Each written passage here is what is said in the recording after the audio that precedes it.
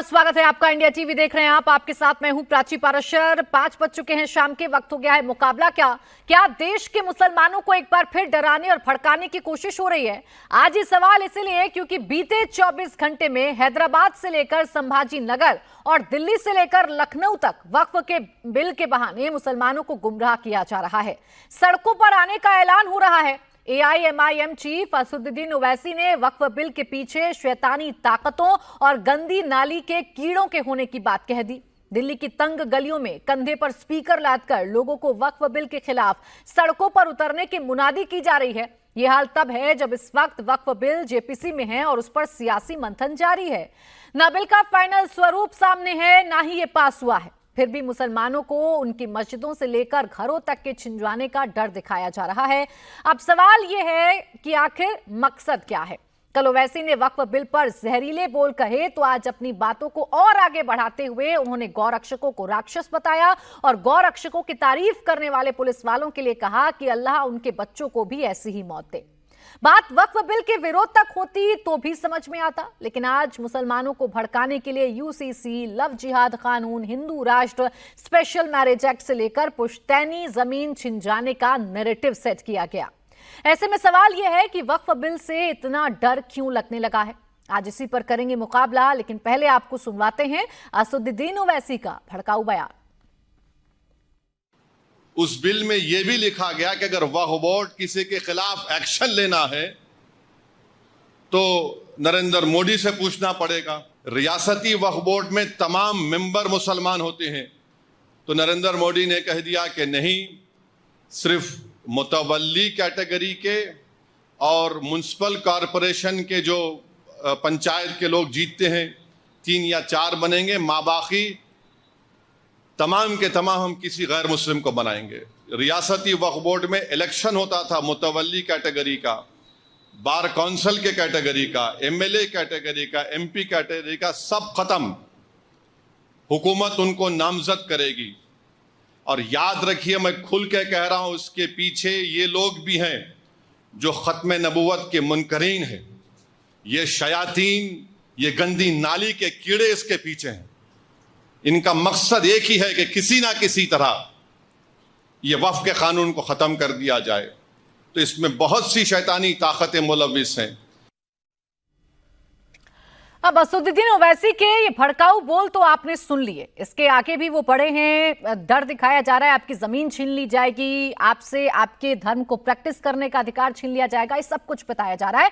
ऐसे में मुकाबला में आज के मेरे सवाल वो आपके सामने रख देती हूं। जो सबसे बड़ा सवाल है, जिस तरीके की बयानबाजी की जा रही है उसे देखकर खड़ा होता है, वो ये, वक्फ बिल से इतना डर क्यों लग रहा है? सवाल नंबर 2 ये है कि ओवैसी किसे गंदी नाली का कीड़ा बता रहे हैं। सवाल नंबर 3 ये है कि क्या मुसलमानों को ओवैसी भड़का रहे हैं? जो सवाल ओवैसी के बयान के बाद खड़ा हो जाता है वो सवाल ये है कि मुस्लिम समाज को झूठ क्यों बताया जा रहा है? और सवाल ओवैसी के बयान के बाद, मुस्लिम नेताओं के बयानों के बाद ये है कि क्या वक्फ बिल के नाम पर फिर शाहीन बाग बनाने की जो तैयारी है वो की जा रही है? आज इन्हीं सवालों पर करेंगे मुकाबला। खास मेहमान हमारे साथ जुड़ रहे हैं, जल्दी से आपका इंट्रोडक्शन करवा देते हैं। शहजाद पूनावाला, प्रवक्ता भारतीय जनता पार्टी, हमारे साथ स्टूडियो में है। मुफ्ती वजाहत कासमी हमारे साथ हैं मुस्लिम राष्ट्रीय मंच से। आदिल हसन, प्रवक्ता AIMIM हमारे साथ हैं। फराज किदवई, प्रवक्ता समाजवादी पार्टी, और Rashid Sharif, south Indian Muslim personal law board के सदस्य हमारे साथ हैं। आप सभी का बहुत बहुत स्वागत है। आदिल हसन साहब, आज तो मैं आप ही से शुरुआत करना चाह रही हूं और आप ही मुझे बता पाएंगे, आपके नेता का बयान है, ये गंदी नाली के कीड़े किसे कह रहे हैं आप? गंदी नाली के कीड़े कह रहे हैं जिसने आर्यन मिश्रा को मारा, जिसने तबरेज अंसारी को मारा, पहलू खान को मारा, जुनैद को मारा, नसीर को मारा, गौ रक्षक के नाम पर जो भक्षक बने हम उनको कह रहे हैं और कहेंगे। इसमें क्या दिक्कत है? उसको गंदी नाली का कीड़ा नहीं कहे, कुछ और तमगा दे क्या? आप ही बतलाइए। ये आर्यन मिश्रा को मारा, बीजेपी का कोई इकोसिस्टम वहां पे नहीं जाता है। उसके पिताजी को हार्ट अटैक आया, आज कपिल मिश्रा नहीं दिख रहे, कोई 1 रुपए की मदद नहीं दिख रही है। कोई यूपी सरकार, दिल्ली सरकार, भाजपा के जितने चंटू बंटू आज कहीं नहीं दिख रहे। क्या वो आर्यन मिश्रा की मौत नहीं थी क्या? गौरक्षक मारा, उसको नहीं दिखा क्या? उस बेगुनाह बच्चे की क्या कसूर था? क्या रूल ऑफ द लॉ लेने का अधिकार है, संविधान को लेने का अधिकार है? अरे let the honourable Supreme Court, let खुद नरेंद्र मोदी जी बोले हैं कि जो गौरक्षक है वो गलत करते हैं। अब प्रधानमंत्री की बात नहीं मानते हैं, ये तो बहुत। उसके बाद स्टेट पुलिस कुछ नहीं करती है। जो राम रहीम को पेरोल 6 बार देता है वो बीजेपी के टिकट से चुनाव लड़ रहा है। तो इस तो बीजेपी हरियाणा में, मध्य प्रदेश में, उत्तर प्रदेश में, उत्तराखंड में यानी बात वक्फ की करूंगी, बात वक्फ पर आपके नेता करेंगे, लेकिन आप देश के सारे मसलों पर आज बैठकर आदिल हसन जी चर्चा कर लेंगे। पहले साफ कर देती हूं सर, वो गौरक्षक जो गौरक्षा के नाम पर किसी की हत्या करते हैं, कोई उनका समर्थन नहीं करता और पुलिस को उन पर कार्रवाई करनी भी चाहिए। और हरियाणा में पुलिस ने उन पर कार्रवाई की भी है, जहां तक मेरी जानकारी है कुछ लोगों को गिरफ्तार किया भी गया है। लेकिन आपको किसने अधिकार दे दिया आदिल हसन साहब? आपको अच्छा लगेगा कि यहाँ शहजाद पूनावाला जी खड़े हैं, या बीजेपी का कोई भी नेता है, या आपके दूसरे पक्ष का कोई भी शख्स आपके सामने खड़ा है और आपको गंदी नाली का कीड़ा कह दिया जाए? अच्छा लगेगा आपको? अभी एक मौत के बाद अगर कोई बेगुनाह नहीं अच्छा लगेगा आपको? नहीं बोले उसको आदिल हसन जी पहले सुनिए, देखिए दिक्कत ये हो जाती है आदिल हसन जी, आप आते हैं और जो सोचकर आते हैं वही बोलते हैं, सवाल सुनना आप जरूरी नहीं समझते। मैं आपसे पूछ रही हूँ कि आपको ये अधिकार किसने दे दिया इस देश में कि आप गंदी नाली का कीड़ा किसी को कहने लगेंगे? आपको, आप चलिए इतना फर्ज कर लीजिए कि आपको यहां पर कोई खड़े होकर कहने लगे गंदी नाली का कीड़ा, अच्छा लगेगा आपको? तब तो खतरे में पड़ जाएगा मुसलमान। मैडम सुन लीजिए, गौरक्षक जिसने मारा अंकित को, तबरेज अंसारी को, पहलू खान को, हम बोलेंगे इसमें कुछ गलत नहीं बोल रहे हैं। गंदी नाली का कीड़ा कम है उसके लिए इतना, उसके लिए वो जो होना चाहिए वो मैं टीवी पे नहीं बोल सकता हूँ। उसने जितना बड़ा गुनाह किया है, बाप को बेटा का साया छोड़ इससे गलत आप क्या ही बोलेंगे आदिल हसन जी? टीवी पर नहीं बोल सकते, अब इससे गलत आप क्या ही बोलेंगे टीवी से? ये भी सोचने का विषय आदिल हसन जी। बात वक्फ पर आपसे कर रही हूँ। हरियाणा में जो हुआ उस पर चर्चा भी हो गई, सवाल भी उठ गए, हरियाणा सरकार को भी कटघरे में खड़ा कर दिया। आपके नेता तो वक्फ के बारे में बात करते हुए नजर आ रहे थे ना, ये गंदी नाली के कीड़े इसके पीछे हैं। बात कर रहे थे कि हमसे हमारी जमीनें छीन ली जाएंगी, हुकूमत नामजद करेगी ऐसे लोगों को जो हमसे हमारा अधिकार ही छीन लेगी, ये बता रहे हैं ना आप। तो ये गंदी नाली के कीड़े कौन है ये गंदी नाली के कीड़े? सुनिए, 4 हिंदू इंडोनमेंट बोर्ड हो या महाबोधि ट्रस्ट हो, उसमें कोई हिंदू इंडोनमेंट, हिंदू सेवा जो 4 धाम है उसमें कोई पारसी, जैन, सिख नहीं रह सकता। इसमें भी वक्फ बोर्ड में आप क्यों किसी को डालिएगा? आपको कौन होते हैं? आपके बाप दादा ने दिया है क्या? बीजेपी या नरेंद्र मोदी की मिल्कियत है क्या? हमारे बाप दादा ने दिया है चैरिटी क्या? ये प्राइवेट प्रॉपर्टी है, ये भारत सरकार का कोई एहसान नहीं ना, या बिहार सरकार का है या केंद्र सरकार का किसी का एहसान है? अरे मेरी प्रॉपर्टी, हम जो करें। आप कौन होते हैं बीच में कानून लाके उसमें अपना दिमाग लगाने का? आप इंसाफ कीजिए, इंक्रोचमेंट हटाइए। आपके बिजनेसमैन दोस्त इतना बड़ा आदिल हसन जी, इस देश के नागरिक नहीं है क्या आप? इस देश के नागरिक नहीं है क्या आप? अरे देश के नागरिक है, देश के नागरिक है कि नहीं है? ट्रस्ट में क्यों नहीं डालते हैं? और बताइए ना, तो ये अधिकार आपको किसने दे दिया कि आप किसी को गंदी नाली का कीड़ा बोल देंगे? सर आज तो आपकी शब्दावली पर मेरा डिबेट है। आप वक्फ पर सवाल उठाइए, आप बिल पर सवाल उठाइए, जेपीसी में चर्चाएं लगातार चल रही हैं, आप वहां पर अपना मुद्दा उठाइए। लेकिन आप खुलेआम देश में ये कहने लग जाएंगे कि वो गंदी नाली के कीड़े हैं, आप ये डर दिखाने लग जाएंगे कि मुसलमानों से जमीनें छीन ली जाएंगी, उन्हें देश से बाहर निकाल दिया जाएगा। आप ये कामना करेंगे कि पुलिस वालों के बच्चे भी ऐसे ही मरे? ये अधिकार किसने दिया आपको आदिल जी? सुन लीजिए, नरेंद्र मोदी घुसपैठ बोलते हैं। नरेंद्र मोदी पूर्णिया में आके घुसपैठ बोले, मंगलसूत्र खींच गया, बच्चा पैदा कर लो बोले, तो ओ दीदी बोले, ये सब नहीं दिखा? 50 लाख की गर्लफ्रेंड नहीं दिखा क्या? नरेंद्र मोदी ने क्या नहीं कहा? सब दिखा। इलेक्शन में, लोकसभा के इलेक्शन में नरेंद्र मोदी सब दिखा आदिल हसन जी, सब दिखा। और मुझे गंदी नाली का कीड़ा भी दिखा, मुझे शैतानी ताकतें भी दिखी, मुझे शैतानी ताकतें भी दिखी, मुझे गंदी नाली का कीड़ा भी दिखा। लेकिन मुझे लगता है आपको नहीं दिख रहा है कि आप वक्फ के बहाने किस तरीके से राजनीति चमकाने की कोशिश कर रहे हैं। खैर, आप जिन लोगों को बोल रहे हैं ना, उनसे ही जवाब ले लेती हूँ। आदिल जी, मैंने बड़ा स्पष्ट कहा था आपसे कि आपको अगर कोई कहे गंदी नाली का कीड़ा तो आपको कैसा लगेगा, मुझे बताइएगा जरूर इस पूरे डिबेट में। अब शहजाद पूनावाला जी, जिसको बोला गया उसको मिर्ची लगता है। शहजाद पूनावाला जी, अब ये कह रहे हैं असदुद्दीन ओवैसी साहब, क्या वक्फ को अलग मत समझिए। ये तो शुरुआत 2014 से हो गई थी। पहले सीएनआरसी के नाम पर हमें बाहर निकालने की साजिशें रची गईं। आपने उत्तराखंड में यूसीसी लागू कर दिया, हरियाणा में आपने गौरक्षकों को पावर दे दी। अब आप हमारी जमीनें हमसे छीनना चाहते हैं, हमारी वक्फ की प्रॉपर्टी हमसे छीनना चाहते हैं। यही तो मैं भी कह रहा हूं कि वक्फ केवल एक बहाना है, मुसलमानों को भड़काना है, वोट बैंक की दुकान सजाना है। पहले ये कहते थे सीए में नागरिकता छिन जाएगी, सीए लागू हुआ, कितनी नागरिकता छिनी।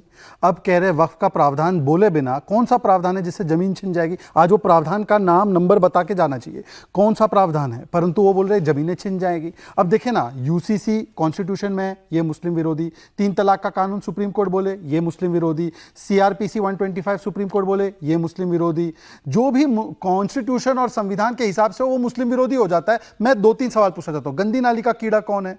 क्या सच्चर कमेटी रिपोर्ट गंदी नाली के कीड़े ने बनाया था? क्या उन्होंने ये वकालत की थी कि ये अमेंडमेंट आना चाहिए? 9 जेपीसी रिपोर्ट रहमान खान ने बनाई थी, इसमें ये डिजिटाइजेशन और मैनेजमेंट की बात कही गई है। वो गंदी नाली के कीड़े हैं क्या? वो सदस्य उसके। फिर उसके बाद आगा खानी जो है, जो बोरा समाज से है, जो मुस्लिम महिलाएं हैं, उनकी ये वकालत थी कि ये सब चीजें होनी चाहिए। आज ये यतीमों के, बेवाओं के, अनाथों के और गरीबों के पक्ष में है। लैंड ग्रैबर जो है वो गंदी नाली के कीड़े नहीं है। जो 9 लाख एकड़ की जमीन है वक्फ प्रॉपर्टी, पता है इनकम कितनी है?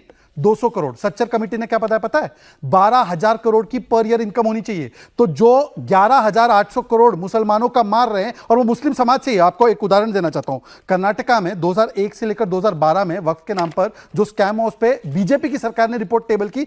सरकार जब हमारी लास्ट थी तब, पता है उसमें किसके नाम आए? खड़गे जी, जाफर शरीफ, धर्म सिंह, रहमान खान।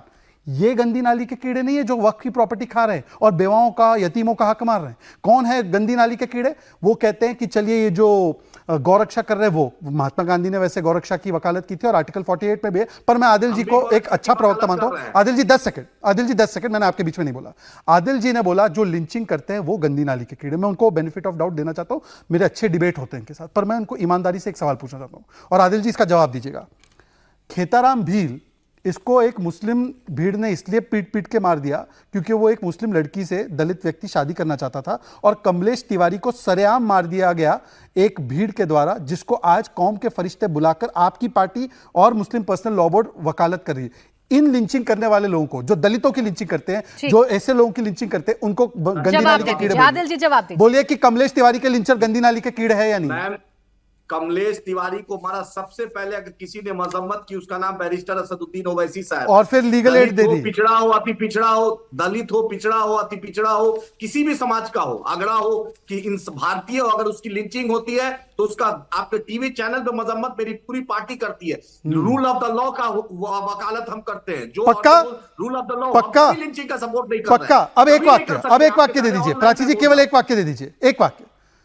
आपके इम्तियाज जलील सांसद थे, उन्होंने बोला नुपुर शर्मा को चौराहे से लटका दो। आपने क्या कार्रवाई की? नुपुर शर्मा को कब कहा? अगर मैं बयान दे दूं, आदिल हसन, इस डिबेट में अगर मैं वो बयान पेश कर दूं, तो आप डिबेट छोड़ेंगे और माफी मांगेंगे? नहीं, क्यों माफी मांगेंगे? मैं सुना ही नहीं अभी तक। चलिए मैं आपको बताता हूं बयान। ये सुने नहीं है, बताइए। ये राष्ट्रीय प्रवक्ता है MIM के। चलिए, कोई जरूरी है हर कुछ आदमी सुन ले क्या? अच्छा मैं बता देता हूं, मैं बयान सुना देता हूं। मैं बता देता हूं ना। चलिए मैं बयान दिखाता हूं। ये देखिए, एक सेकंड, इंडियन एक्सप्रेस का भरोसा है। प्राची जी एक बार बयान सुन लेते हैं। हाँ, प्राची जी, एक सेकंड साइलेंस। नरेंद्र मोदी पे नहीं जाना, अब इम्तियाज जलील पे आना है। सुनिए, इम्तियाज जलील सीक्स नुपुर शर्मा हैंगिंग, ये इंडियन एक्सप्रेस में छपा है 12 जून 2022। वीडियो भी कुछ देर में निकाल दूंगा क्योंकि मुझे पता नहीं आएगा। अब बता दीजिए कि इम्तियाज जलील को कब निकालेंगे? अच्छा आदिल जी जल्दी बताइए, फिर आगे बाकी मेहमान पार्टी से कब निकालेंगे? इम्तियाज जलील का पहले सुनिए, टीवी स्टूडियो पे तो कोई निकलता है नहीं, और मैं तो पार्लियामेंट्री बोर्ड का चेयरमैन नहीं हूँ, राष्ट्रीय अध्यक्ष इस पर फैसला लेंगे ना। मैं वीडियो सुना हूं, वीडियो भी है। नहीं, मैं वीडियो भी ले आया। सुनिए, शहजाद जो मोदी जी के बारे में जो बोला, वो वीडियो भेजे क्या मोदी जी को? अरे भेजो ना, भेज दो, मोदी जी को पता है सब कुछ। मोदी जी के बारे में, अमित शाह के बारे में क्या क्या। अच्छा रुकिए ना आदिल हसन जी, सवाल इस बात को लेकर था जो मैं आपसे पूछ रही थी ना। आदिल हसन जी वो यही पूछ रही थी कि गंदी नाली के कीड़ा, ये जो शब्द है, कहीं और पर, कहीं कोई और अगर कह दे, खासकर बीजेपी वाले कह दे, या फिर हिंदू पक्ष का कोई भी शख्स अगर कह दे गंदी नाली का कीड़ा, तो हाय तौबा मचती है नहीं मचती है इस देश में? आदिल हसन जी, बनती है कि नहीं बनती है? आदिल हसन जी, आप बनाते हैं नहीं बनाते हैं मुद्दा? बोलते हैं ना, बोलते हैं कि सेकुलरिज्म खतरे में है इस देश का? बोलते हैं कि नहीं बोलते हैं? बोलते हैं कि नहीं बोलते हैं? आप खुलकर करें तो ठीक आदिल हसन साहब, और आपसे सवाल पूछ लें आपकी जबान में तो आप एकदम इस अंदाज में आ जाते, नहीं ऐसे मत करिए, ऐसे मत करिए। अब ठीक है, मैं आगे बढ़ती हूँ किदवई साहब। अच्छा ठीक है सर, मैं आगे बढ़ जाती हूँ, फराज किदवई जी के पास जाती हूँ। फराज किदवई जी, सुना दूं, एक बार बयान सुना दूं, आगे बढ़ जाएगी डिबेट फिर। इसके बाद सुना दीजिएगा, अब आप इनसे सवाल कर लीजिएगा। किदवई जी आपसे मेरा सवाल है, वक्फ बोर्ड को लेकर एक बिल सरकार लेकर आई, वो बिल जब सदन में पास नहीं हो पाया, जेपीसी में चला गया। यह अधिकार किसने दिया है ऐसे लोगों को जो खुलकर बयानबाजी कर रहे हैं? मुनादी करवाई जा रही है कि आप मजम्मत करिए इस बिल की।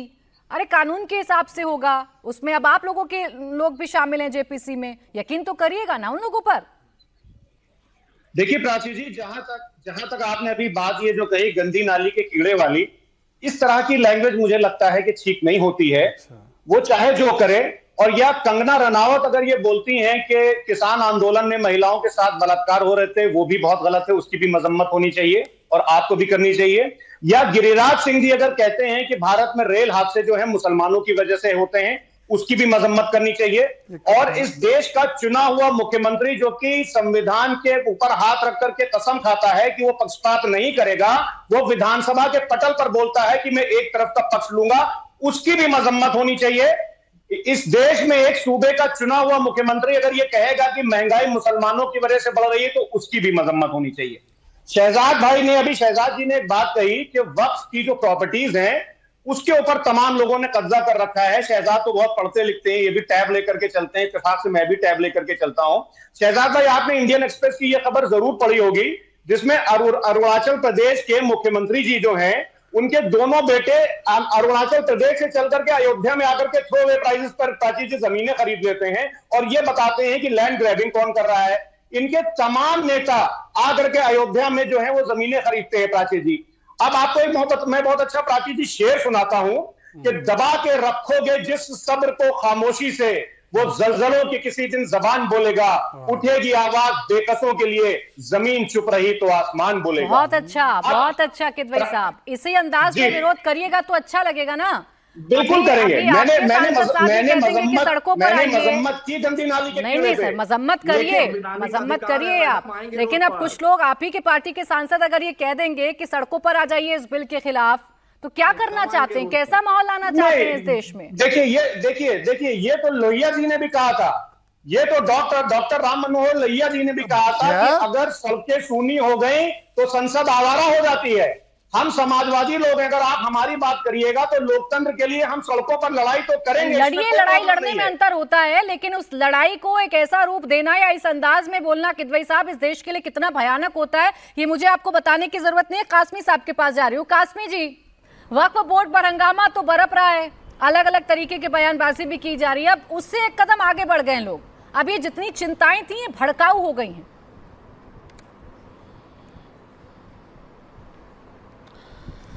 देखिए प्राची जी, एक परेशानी की बात यह है कि वक्फ पर जेपीसी ज्वाइंट पार्लिमानी कमेटी बनी हुई है और दोनों तरफ के लोग हैं, अपनी अपनी राय लोग दे रहे हैं, लेकिन इसमें ये हर बात में हिंदू मुस्लिम एंगल कहाँ से आ जाता है, देश में दंगों की बात कहाँ से आ जाती है। और जो राष्ट्रवादी मुसलमान है, अगर वो वक्फ की हिमायत का ऐलान कर रहा है, वक्फ अमेंडमेंट एक्ट की जो हिमायत कर रहा है, तो उनको गंदी नाली का कीड़ा बताने वाले ओवैसी साहब कौन होते हैं? सीधा सीधा ये कि ये उन मुसलमानों की जो राष्ट्र हित में खड़े हुए हैं उनकी मॉब लिंचिंग कराना चाहते हैं, नौजवानों को भड़का करके, या देश में दंगा कराना चाहते हैं। और जब आप इम्तियाज़ जलील की बात कर रहे थे अभी शहजाद भाई, और उससे ऊपर बढ़ जाइए, अकबरुद्दीन ओवैसी ने कहा था राम जी की माँ के लिए और राम जी के लिए कि वो कहाँ पैदा हुए, 15 मिनट दे दो खाली करा लेंगे, तो ओवैसी ने उस वक्त उन पर क्या कार्रवाई की। बात यह है कि हर एंगल में नहीं जानते ये जिना की ट्रेडिशन थ्योरी जो थी ना, हिंदू मुस्लिम, ये उसके वारिस बने हुए हैं। हर मसले में हिंदू मुस्लिम करना, भाई वक्फ मुसलमानों का मसला है, सरकार वक्फ में कुछ अमेंडमेंट करना चाह रही है, उस पर पार्लियामानी कमेटी बन चुकी है, दोनों तरफ के लोग हैं, राय आ रही है, मुखालफत में भी आ रही है, मुवाफकत में भी आ रही है। सरकार ने राय मांगी है, सरकार की नीयत साफ है। वक्फ बोर्ड को 70 सालों में, 54 से लेके 2024 में हम लोग प्राची जी बात कर रहे हैं जी, 70 सालों में चेयरमैन मुसलमान, मेंबर मुसलमान, सब मुतवल्ली मुसलमान, खाया किसने वक्फ बोर्ड को? आज तक कोई इंजीनियर, कोई डॉक्टर, कोई मास्टर किसी लावारिस यतीम को पढ़ा करके क्या वक्फ बोर्ड ने बड़ा किया है? सिवाय ये कि वक्फ बोर्ड में करप्शन हुआ है, सिवाय ये कि वक्फ बोर्ड में ज्यादती और धांधलियां हुई हैं, 70 सालों में इनकी आवाज नहीं निकली। सारी मुस्लिम तंजीमें गायब थी, ओवैसी गायब थे। चूंकि वक्फ बोर्ड की जायदादों पर इनके लोगों के कब्जे हैं, वो कब्जे इनको छोड़ने होंगे। इसलिए 70 सालों की चुप्पी अचानक से इसलिए टूट जाती है कि मोदी जी एक आम मुसलमान के लिए, उस यतीम के लिए, उस मिस्कीन के लिए मोदी जी कर रहे हैं जिसका वक्फ हक है। भाई वक्फ करने वाले ने वक्फ को इसलिए किया है कि वो यतीम मिस्कीन के काम आए, इसलिए नहीं किया कि ये कांग्रेस बात के लीडर कासमी कब्जा जी करके सरकार बैठ भी जाए, अभी समाजवादी समझाने में के सफल चेयरमैन नहीं हो कब्जा पा रही और करके इसीलिए बैठ इतना जाए। असंतोष इसलिए है। इस बात का जवाब रशीद जी आप भी दीजिए जरा।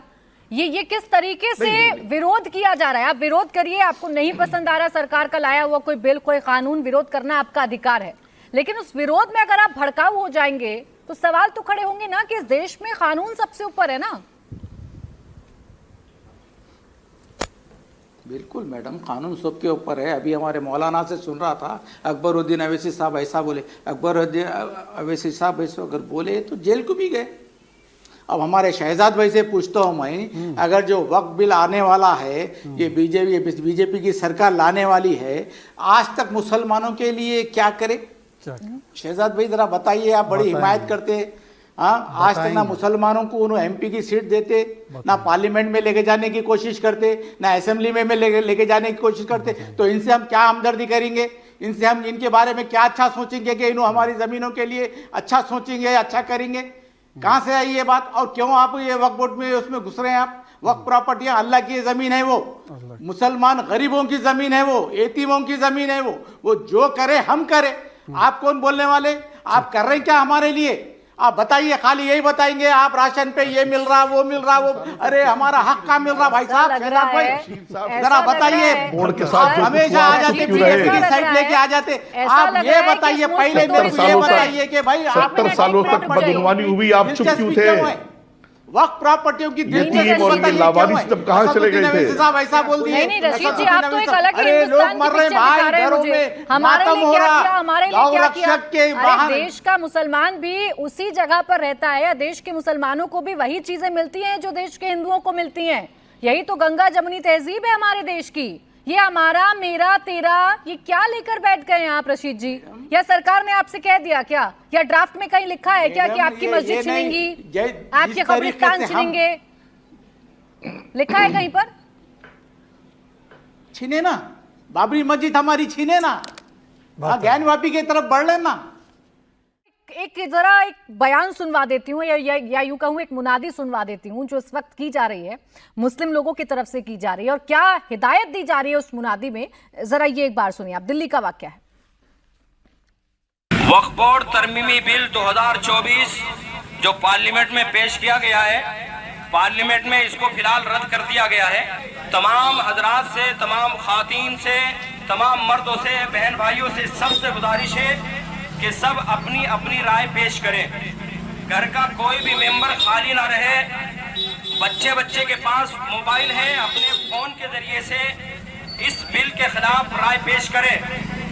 याद रखिए, ये बिल अगर पास हो गया तो हमारी मस्जिदें छिन जाएंगी, मदारिस छिन जाएंगे, कब्रिस्तान छिन जाएंगे, और वक्फ बोर्ड की लाखों की तादाद में जो प्रॉपर्टी है वो सब छिन जाएगी।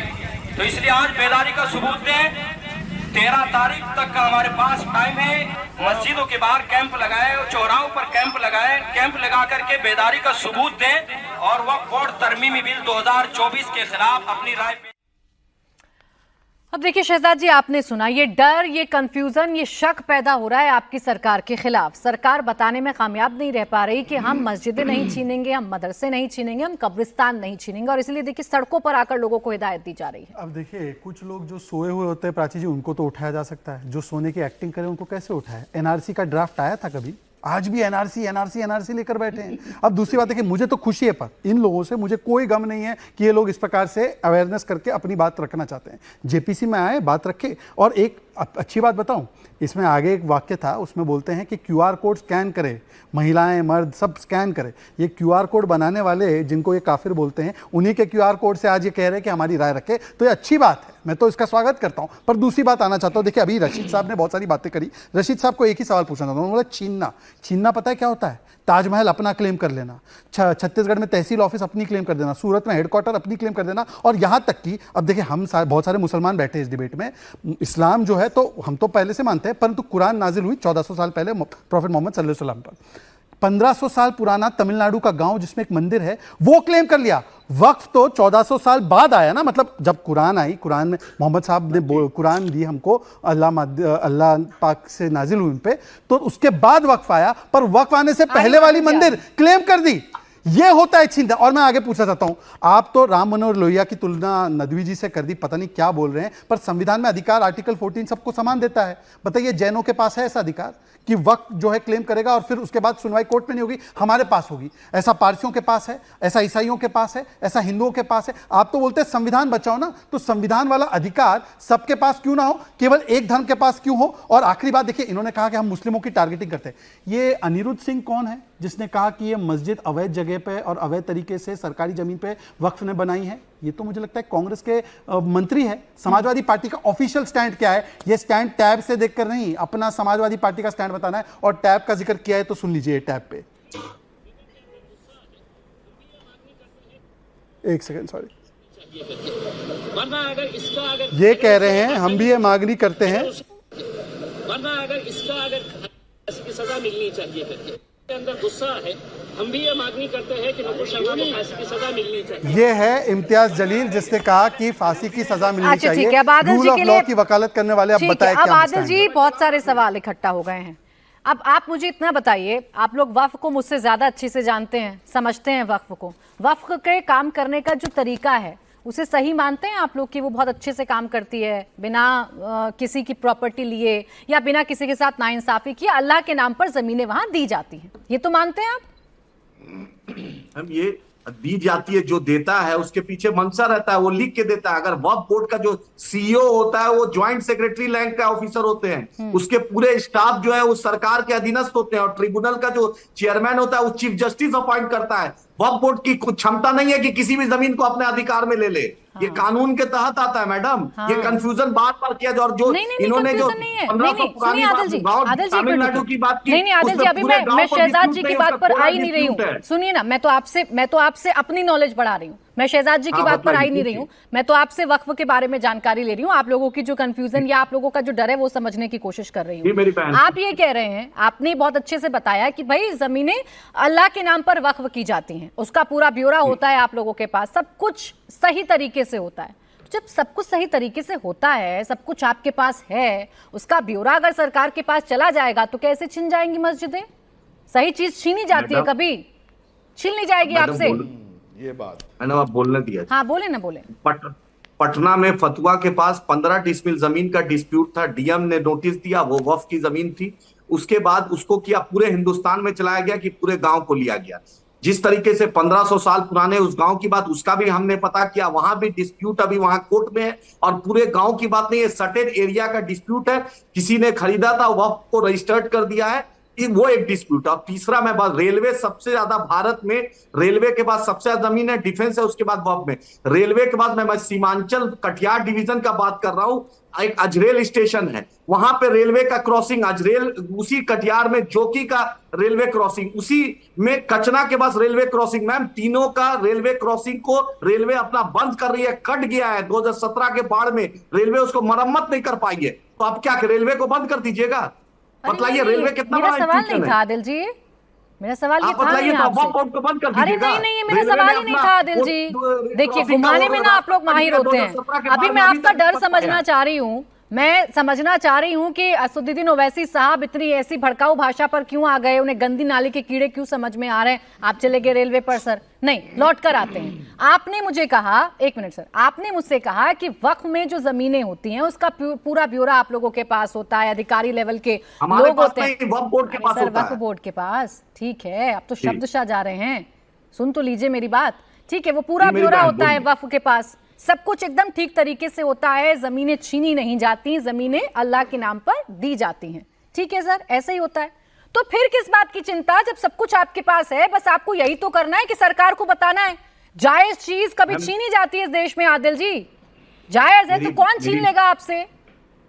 मेरी बहन ये बात सुन लीजिए, ये वक्फ का एक एक चीज सरकार के पास पहले से रजिस्टर्ड है, ये ऐसा कुछ नया चीज नहीं है।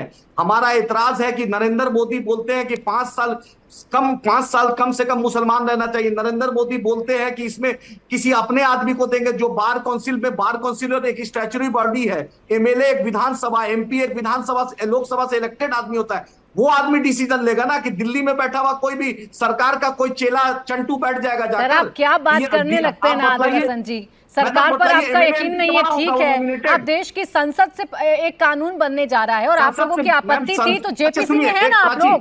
जेपीसी में है कि नहीं? जेपीसी में है कि नहीं? जेपीसी में है कि नहीं? नीतीश कुमार, चिराग पासवान, जीतनराम मांझी और चंद्रबाबू नायडू ने भी अपने स्टेट में विरोध किया। जो डेलीगेशन गया, कह तो रही हूँ आदिल हसन जी, मैंने कब मना किया?